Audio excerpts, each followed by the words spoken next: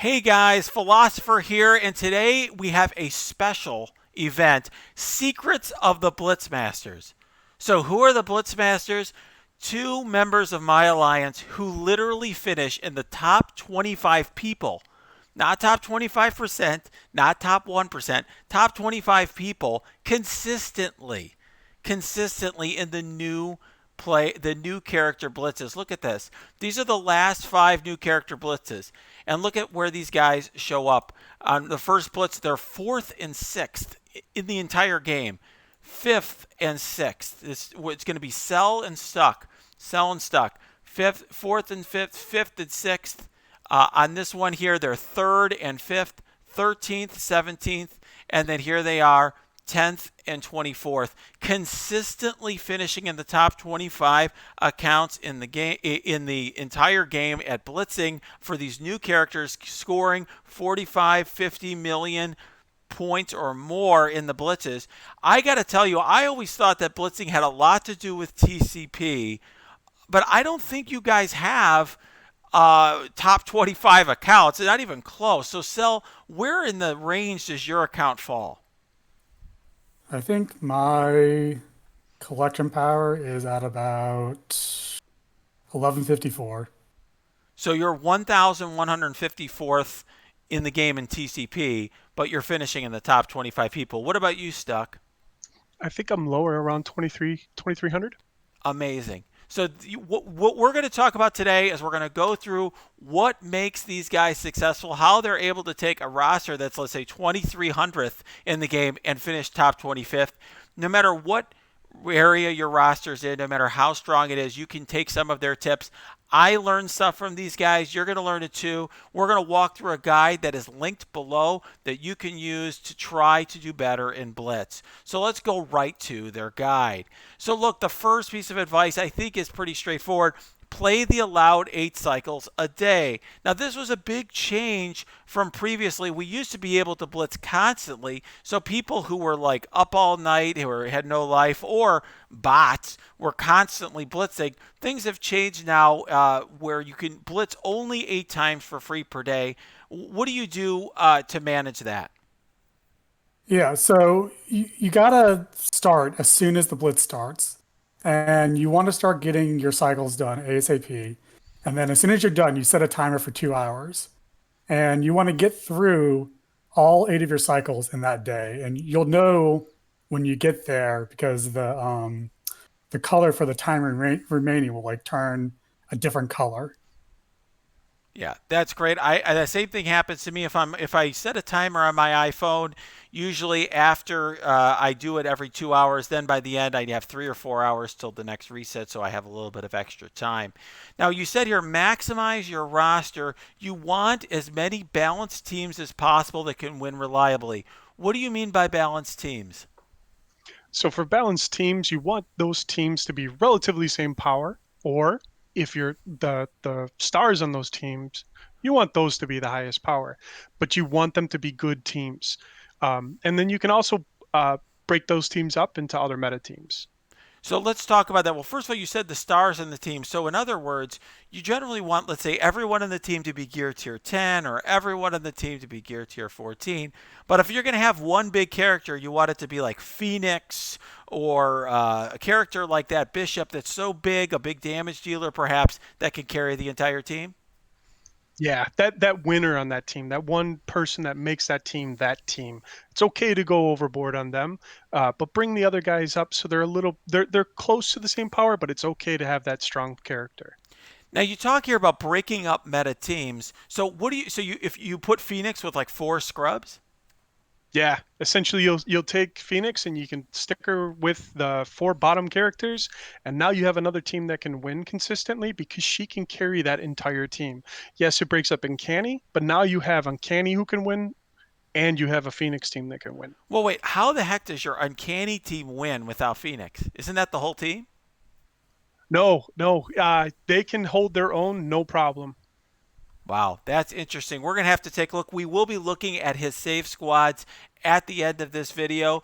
you'll get to see some tips just from how he set up his squads. I will say I myself have Dr. Doom running with some scrubs, and I have Silver Surfer running with scrubs, so I totally understand the point here. Now you say don't invest in someone you can't win with or use. What are some of the teams for newer players in particular that they should know you shouldn't be investing heavily in? Ravagers, definitely. They haven't had a rework, so you don't want to put anything into them. They're just not a solid team. Kree, Shield, Wakanda. Wakanda is still good for events, so you want to have something in there, but you just don't want to go overboard on these types of teams because they're just not quality teams. Yeah, and if you're a real new player, their hand is something also for an event, but they're not very good. Defenders and Guardians are also teams that I wouldn't go overboard with, if you're a newer player just starting out the game. All right, so now we're talking about organizing your save teams. I got to tell you guys, I totally did not follow this advice here. You say go lowest to highest power, highest to lowest power. I've always done them in a winning percentage. Like, what are my sure to win teams to my worst performing teams? So you guys do it right from TCP, highest TCP to lowest TCP? Yeah, so I have my save teams organized from the highest to lowest. And when I start a run, I like to start at not necessarily the highest team, but I'll start at like my Guardians team, which is like my fourth highest team. And they don't necessarily have the highest win rate. So I like to generate teams with them. And then based on what teams I get, I can choose the ideal matchup to give me the most points. So now that's interesting. When I do a blitz cycle, I always have some automatic loss teams, like my hand, put them in there and go down to tier 6 and work my way up to tier 8. You don't do it that way. So you just start at 8.3 and just try to keep winning at 8.3 from the beginning? Yeah, you want to stay at 8.3 as much as possible because losing, dropping down to 8, dropping down to 7, you'll lose a lot of points if you do that. Well, here, you're mentioning Guardians. Guardians are not very good. I imagine that's why you're starting with them to try to see if you could find a matchup. Are you actually able to find a winning matchup for the Guardians at 8.3? I have a lot of trouble doing that. Yeah, for sure. All the time I'll find matchups. Now, sometimes it takes a little longer to find a matchup for Guardians, Sure. but it's definitely possible. You move around you're going to move around your roster a lot, and eventually you'll find a good matchup for your Guardians. And that matchup might look like something like the Ravagers, for example. Oh yeah, or hand or something like that. Very interesting. Now you guys talk here about investing in your saved teams, balance their power as much as possible, make sure the key characters are as high as possible. So what's the point there? Balance is good, right? But the key here is make the investment in your teams, right? If the key investments too, it's does this investment in this one character's ability bring it to another level? There's shockers used here as an example of something I did about a year and a half ago, which made that team substantially better. But always put that investment into the things that are going to make the most impact for that team. That's right. And for newer players, don't invest in Shocker right now. But the point is just that sometimes having just the right T4 can get a team online, and you want to make sure that you have enough to make the team work together and get those synergies.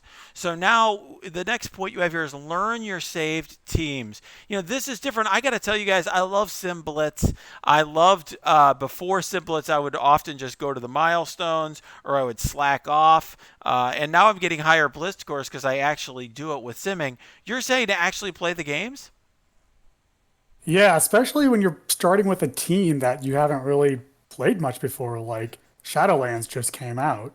You might want to play that as you do your runs to get familiar with their strengths and weaknesses so you know what teams they're good against and which ones they're not.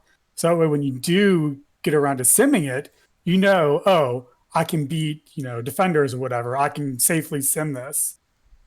Yeah, I think that's really very, very important, especially if you're a newer player. One nice thing about Blitz is that there's no timer on it, so you can take as long as you want to kind of press the different abilities, see what they do, and really contemplate each move. I know it's time consuming, but it's definitely a great way to learn the game better, learn the characters, learn the interactions. Now, you say on the first run, you should start at the bottom of your roster. I thought, you guys said you started at the top usually, so why is this one different?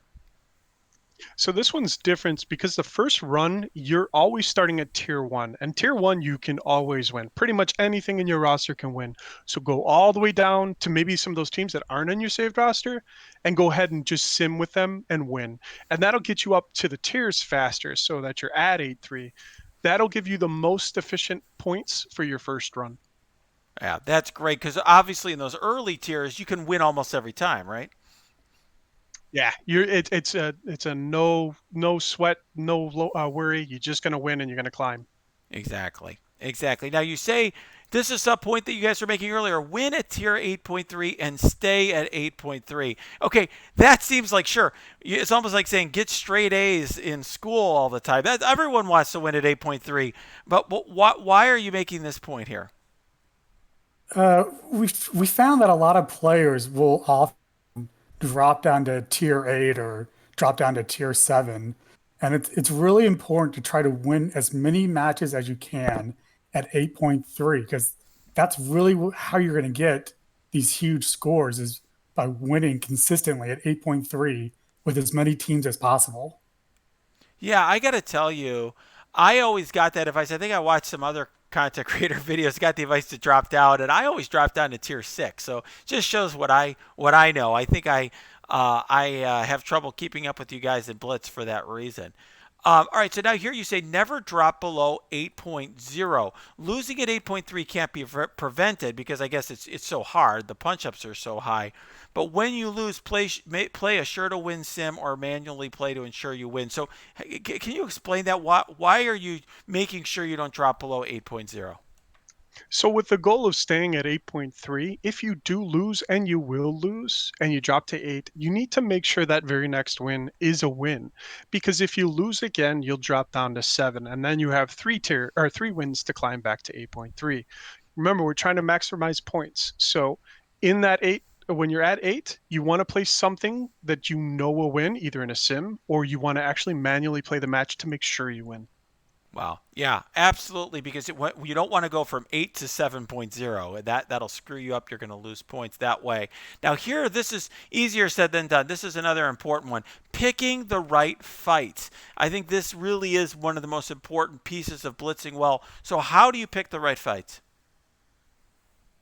So it kind of goes back to playing your teams and knowing what what they do well against. So you can pick your uncanny X-Men, and they're going to beat defenders every time. You can just go ahead and blow them out of the water. But you want to avoid like Black Order, avoid symbiotes, et cetera, et cetera. And you want to be looking ideally for the ragtag teams like Luke Cage with like Wolverine and like Medic, and those are the ideal teams that you want to be looking for. Yeah, we always want to face. I think that's the MVP of Blitz is that one team that has like Shield, Medic, Luke Cage, Venom, and something else. I will say though, picking the right fights is important. Sometimes, for example, Pim have a lot of trouble against early bursts, so they don't do as well against Guardians. You get to know over time. You have to really pay attention and find the right matchups. This is something I spent a lot of time doing. And now here you talk about avoiding matches with high-powered, unbalanced enemy characters. The real importance there is making sure that the big character is not a real powerful one. So facing a really huge Phoenix is going to be a problem. Facing a really huge Luke Cage, not that big of a deal. You want to avoid those massive damage dealers, even if they're on, let's say, the defenders with Punisher being huge, for example, right? Yeah, yeah. You want to make sure that big character is this somebody that carries the team? Then don't fight it. But if it's like a Luke Cage or or somebody insignificant, those are the ones you want. You want to jump on those. Well, here, this is a point that I have to say I don't really do this. You guys are putting way more effort into Blitz than I do. You say if you have a highly favorable match, win with a team you struggle with. So what do you mean by that? So when you generate the teams, right? And let's say you have hand as one of the options, and you're currently looking at your Inhuman team. Don't use your Inhuman team. Look for a team nearby uh, that power rating, right? and switch to that team that doesn't have a very good win rate. So, Guardians, for example, use Guardians, get that easy win against the hand team. Yeah, exactly right. Basically, this is how you find that amazing matchup for Guardians that we talked about earlier. Now, I have to say this point is perhaps the most important one to understand about Blitz. It's also the one that helped me the most when I started figuring this out. Understanding power tiers and resets. I think this is complicated. So help us understand what this power tiers and resets mean so that you can jigger around to get the very best matchup. So this is another reason why you want to organize your roster in terms of power order, because this is going to help you find those breaks. So what's a power tier, right? A power tier is when a group of teams and your teams have the exact same matchup, and then you go up one more level, one more power level. Let's say you're looking at 350 teams and you go to a 400k team and it changes. Those three matchups are now different. That's a power tier, and that'll let you know when you're going to be able to cycle through things. So if in that 300 you don't find a favorable matchup, you know you can jump up to that next power tier and find totally different matchups that may be favorable. Yeah, that's something that is really, really, really important. So essentially, you got, let's say you're with your 400k teams, and they're facing your three choices are Black Order, Symbiotes, and X-Men, or X-Men or something. If you go to your 450 teams or your 350 teams, you might find that Luke Cage Shield medic team that is so helpful to us in Blitz. Now, let's just say, for example, you go down a little bit, you win against that Luke Cage Shield medic team, and then you try again at 400k. Will you still have those same three awful matchups? You will not. It actually changes, right? So after every loss or every win, you'll now have a change in those three matchups for that power tier. So that's why it's very important to bounce between these power tiers until you get the favorable matchup. Yeah, now this is a really key tip. This is something I used to do when I was manually blitzing, but I've never done this since Sim Blitz is gone, and this is surrendering a match. So, can you explain, especially for people who are just entering the game now and only know Sim Blitz, how the heck do you enter a fight and surrender, and how is that different from losing the match? Yeah, so the key thing is when you don't have those ideal matchups and you need to reset all your power tiers, is you just take one of your weak teams that you never win with, turn off sim, and then enter the match. And once you get into the match, you can surrender it, not forfeit. And that'll keep you at 8.3 and reset all your power tiers. Yeah, so if you take it off sim, you go into the match. If you go to the corner of the screen and you select where you'd ordinarily say quit battle, there's going to be a surrender option. Surrender is going to allow you not to lose your spot in the sim tier, and then you'll get new matchups and new teams that you could face after that, right? Yep. That's absolutely key. All right, and then here this says know when to pilot. I got to tell you, I never use manual sims now that I have sims. I never do manual blitz anymore. What do you guys actually pilot your teams occasionally when you're blitzing? Yeah, I definitely pilot. I think a little bit more than sell, but that's because I don't want to lose, right? And there's gonna be some teams that you have that just they're not consistent, but they can still win. And sometimes the only way to make them win is to play them. So piloting your team is very important. Yeah, absolutely. Particularly, they're using examples here like Defenda, Wakanda, Defenders, Kree. Any team like that, that's already a weak team. You're going to need that human being knowing exactly what buttons to press at the right time if you actually want to try to win against a reasonable opponent. Now, here you say sometimes there are certain teams that the AI doesn't properly play. You use the example of Power Armor. What's the point there? Yeah, Power Armor is kind of in the same vein as this, but it's more so that the AI will not play the abilities correctly in the correct order. A great example of this is Falcon will ultimate before he specials. Special is what that team needs to get them faster into the chain so that they all can ult at the same time. Yeah, very interesting point. And then you talk here about blitz charges. So you say to start every blitz with the max 500 plus the daily 100. What does all this mean? Help us understand the blitz charges and how to be efficient and conserve those. Yeah, so you can only have 500 blitz charges. So when you start the blitz, you want to make sure you have all 500 of those. And then you get 100 from your daily objectives, and you get another 270 from your challenges for that day. So you want to make sure you have those unclaimed ready to go the night you start a blitz.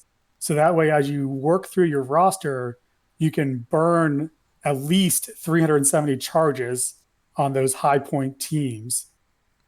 Yeah. And this is because once you're at 500, you can't gain any more. So if you, for example, if you're at 500 charges and you press accept on your on your daily objective to get those 100 charges, you won't get them, right? That's correct. Yeah. So that's important. Now, why is it that you're using the charges on your highest point teams? Help us understand this. So, I mean, it's all about maximizing the amount of points you can get. And the highest point teams give you the most points. So, you want to use those charges on those highest point teams. Yeah, and really, so once they get to 50, though, you want to stop. So in other words, if my black order is really big, I shouldn't go to the next level of and spend 50 charges per attack because that's worse than using a lower ranked team. All right. So, for example, I would drop down to my Marauders team then after Black Order gets to 50 charges because they're going to get, almost as many points, maybe not as much, but it's only 25 charges. So you're much more efficient dropping through your teams like that once they hit 50. Yeah. And now you say on other days, conserve charges to be used on teams that can win when matches at all power tiers are unwinnable. What does that mean? Yeah, so use your blitz charges as a reset mechanic too, right? Instead of surrendering a fight, you can actually use let's say all of your options for all your available teams that haven't won yet are poor. Go to your top of your alliance or your roster, play your Black Order team, get those points, those high points, because what it's going to do is it's going to reset the matches for everybody below that you didn't have a favorable win, and you'll likely have one and that you can win with. Yeah, very, very interesting. And then, of course, you talk about burning all your blitz charges. So you actually, if you go all the way down to 0 for a new character blitz and then you just get them back? Yeah. After, what is it, Sunday when the blitz ends, I make sure I have 0 charges ending the blitz. And then by the time the next Thursday blitz rolls around, you'll be back at 500. Amazing. So do you guys spend money on blitz charges or on coring or anything like that? No, we don't. We Cell and I, for the most part, are free to play. Cell definitely, but for Blitz, we do not spend cores. We do not spend money. This is all from what we're given in game and what we already have. Wow, amazing, amazing. And if you get if Scopely screws up and you get compensation with blitz charges, you hold that. That's really clever. I've never thought of that. I see here at the bottom you've got a bunch of math. What does this mean? So this is really just more to show the impact of just one loss. I mean, often we'll think about things and we'll go, you know what, I'll take the loss. Yep, that's But me. yeah, and it adds up. But sometimes it can be, well, I'll take another loss and another loss, right? And so what does that mean in the grand scheme of the whole 3-day cycle that you're trying to get the 100 shards on this character, right? Maybe you need to get that fourth red star too. And this kind of gives you an idea of, one loss, if you at one loss every cycle for the 3 days is roughly if about 1.68 million, right? And that's on the average of about 70K per win. Expound that out to two, it's now 3.36 million, and it can go further on. So you can see how somebody with a smaller roster like myself can go higher if I don't allow those losses. Wow. Amazing. This is how he out blitzes the people with the 18 million TCP rosters. Now, I'm going to go through your blitz squads here because this is a way, everyone, I want you to see in practice some of the interesting things they do, stuff that I never thought of doing with my save squads to try to get a little bit higher in blitz. So these are Stuck's squads. Now, Stuck, I notice here, I mean, a lot of these are meta teams, but here's that uncanny team that we talked about with no Phoenix. Yeah. It's kind of weird to see the meta team like Phoenix not in Uncanny. Well, that team works great without Phoenix, and you'll notice that Beast is in there. That's because they work great with Beast. And I have Astonishing, and we'll see further down, but they don't need Beast. So Beast's ultimate goes before Cyclops ultimate. So Cyclops can wipe out the team. It carries it. It's a great team. It wins all the time. Yeah, and just before I get 100 comments here on YouTube, of course, you want Beast and your Astonishing X-Men in Raid and in War and elsewhere, but he's saying in order to win in Blitz at 8.3, you can get away with this team. You can find matchups. You saw the crafty ways that he finds the right matchups for these teams so that he can win, and he spreads out his roster, gets value out of characters like Storm or Wolverine or so forth. And of course, this is in March 2021. If you're watching this much later than that, some of these teams will have changed by then, I'm sure. Now, below that, you have the Sinister Six with Drax and Namor. What's up with that? Yeah, that's a good question. The obvious choices are other Sinister Six. So why aren't they in there? Well, it's because Sinister Six can stand on their own. So the key to this team again is Doc and to some extent Swarm and Electro. But it really doesn't matter who else gets thrown in there. So I took what I had left over and threw them in that team so that I could have now essentially two Sinister Six teams, this one and the other one. Wow, that's great. So now when we look here, I notice you have Kingpin, who's kind of a garbage character, with the Zemo team. I guess this big Zemo just carries the whole team, huh? Yeah, Zemo does great. So does Grenadier, and Kingpin is kind of just filling an ancillary role. What he does is he ults, right, and his ult is just going to benefit the rest of the team. He can die if he wants; it won't matter. He carries the team. Yep, he buffs the characters that are actually doing the work. These are all sort of synergy teams. Other than that, when we go to the next page here, I see now you got Wolverine here with the Axemen. Because is that because he has a little bit of synergy there? Yeah, he's got a tiny little bit of synergy, and it fits the team. But really, the Axemen, they're a great team. And like you said before, you're not going to want to use these this way anywhere else. But for Blitz, that team wins with just those four astonishing. And now here you've got Coulson with some characters that a lot of people run in Wave 1, like Hawkeye, Black Widow, and Shield Medic. What's the reasoning there? Yeah, it's really about the timing of this team. This team has fantastic timing together, and they win. Surprisingly, they have a higher win rate than some of the other teams that I would expect to have higher win rates. Very, very interesting. This is because, by the way, of something in Coulson's passive that affects sort of named shield characters versus the minions. Now, let's go here. This is the other page. I notice we have the X Factor guys, the Dad Bros, carrying the kind of the crap skill military team. Yeah. For me at this moment in time, skill military was something that I backed off on when we saw they weren't as strong as we had hoped. Hopefully that changes, but they carry that team. Again, they're a carry point, kind of like Ultron, Doctor Doom, Phoenix. So I can throw them with people who may not perform well, and they will just win.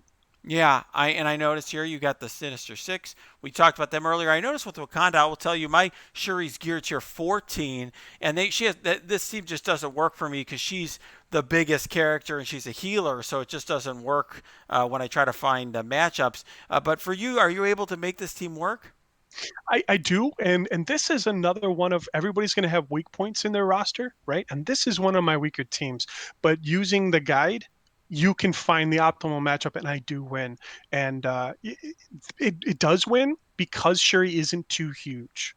Very, very interesting. And now here, of course, this is basically Phoenix and four random characters. Obviously, Elektra and Night Nurse now are part of a very powerful team that you apparently haven't built yet. But that's the idea here is Phoenix carrying four random not so great characters, huh? Yeah, that's exactly it. Right when this was made, the Shadowlands really hadn't been released yet, so they fit there because they weren't good. Now they're fantastic. So this will be something that I evolve from, but the team itself won't change. I'll just be replacing Elektra and Night Nurse.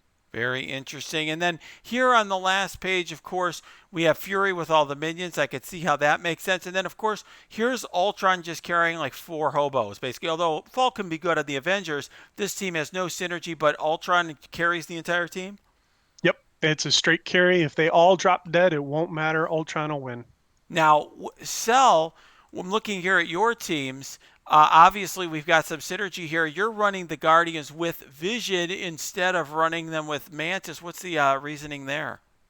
Well, my Mantis is just not built and she's garbage. So I hate it. putting I think Vision in Mantis there, sucks. Yeah. putting Vision in there increases their win rate a lot. Yeah, helps them survive some early bursts for sure. Now you kept Sinister Six together. I look here at the next page of your roster, and you also have done the same thing with your Uncanny team, and that's working for you. Oh yeah, I love it. It's going great. Yep, we also got Kingpin here. You got Spider-Man, like Stuck did with the Young Avengers. You've kept your skill military team together, but you've got, I guess, a hand sentry here in the last spot. Yeah, so I found that Wakanda really, really needs Killmonger on the team. So I kept Killmonger with Wakanda. And this is actually a more recent team that I've kind of put together now that I have Shadowlands up and running. So far it's doing pretty well. I haven't had too many issues with it, but it works pretty well. Interesting. I literally threw Silver Surfer here just to make sure that team would win. I have so much trouble getting my military to win in Blitz. Now, looking here at the last page, of course, you have Shadowlands, which is a great team. I noticed you have Trooper here with the Wave 1. Why does he do well there? That team wins more than you would think it does. I mean, Hulk and Hawkeye and Black Widow, they're all just, they carry the team. Shield Trooper's just there as a filler. Yeah. And I see you, like Stuck, you've got Ultron and Phoenix carrying, 4 hobos here. I know, and you got X Factor carrying the Defenders. Yeah. Now here, I'm curious with Shuri. Are you having trouble with this matchup with the big Shuri? It's definitely one you have to be picky with on the matchups, but generally speaking, it'll win most of the time. Very, very interesting. Well, look, if you are interested in this guide, if you want to find out more about it, I actually have the link to the guide below in the description. There's also a link to my Discord where you'll not only find the most up-to-date version of the guide, but you're also going to find these safe squads, and we may be updating them over time. But we'll definitely have the images there. We also have all our other guides and our infographics. So if you like this video, please smash that like button, subscribe to this channel, go to our Discord below and check out some of our stuff, become part of our community, and also check out our Twitch stream.